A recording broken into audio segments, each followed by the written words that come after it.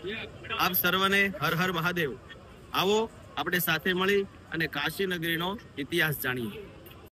કાશી નગરી એ ભારત દેશનો બહુ પુરાતન નગર કહેવાય છે, જેને આજના સમયની અંદર કાશી, વારાણસી, બનારસ આવા નામથી ઓળખાય છે।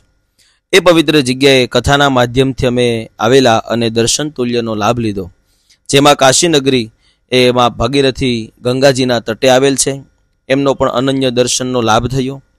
કાશી નગરી સ્થિત ગંગાજીના તટે ઘણા બધા ઘાટ છે, તેમાંનો એક ઘાટ જેને મણિકર્ણિકા ઘાટ કહેવાય છે, જેને કાશી નગરીનો સ્મશાન ઘાટ કીધો છે।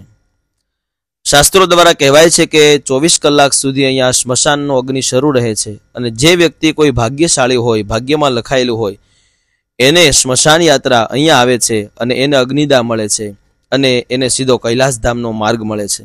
એવા મણિકર્ણિકા ઘાટના અમે દર્શન કર્યા। સાથે ઘણા બધા ઘાટ છે, શાસ્ત્રોમાં લખાયેલું છે કે કાશી નગરી અને ગંગાના તટે આવા 80 ઘાટ આવેલા છે, જેમાં દશાશ્વમેઘ ઘાટ, રાજા હરિશ્ચંદ્ર ઘાટ, મણિકર્ણિકા ઘાટ, 80 ઘાટ આવા અલગ અલગ ઘણા બધા ઘાટના તમે દર્શન કરી શકો છો। હાલની વ્યવસ્થા પ્રમાણે નાવ દ્વારા, હોડી દ્વારા તમે એમાં બેસી અને 80 ઘાટના દર્શન કરી શકો છો। અમે પણ આ ઘાટના દર્શન કર્યા। દર્શન માત્રથી અમે પવિત્ર થયા। આ અવસર અમને મળ્યો, આવો જ અવસર આપ સર્વને મળે। જલ્દીથી આપ પણ કાશી નગરીમાં પધારો, દર્શન તોલ્યનો લાભ લ્યો, એવી ભગવાન મહાદેવજીના ચરણોમાં પ્રાર્થનાની સાથે આપ સૌને હર હર મહાદેવ।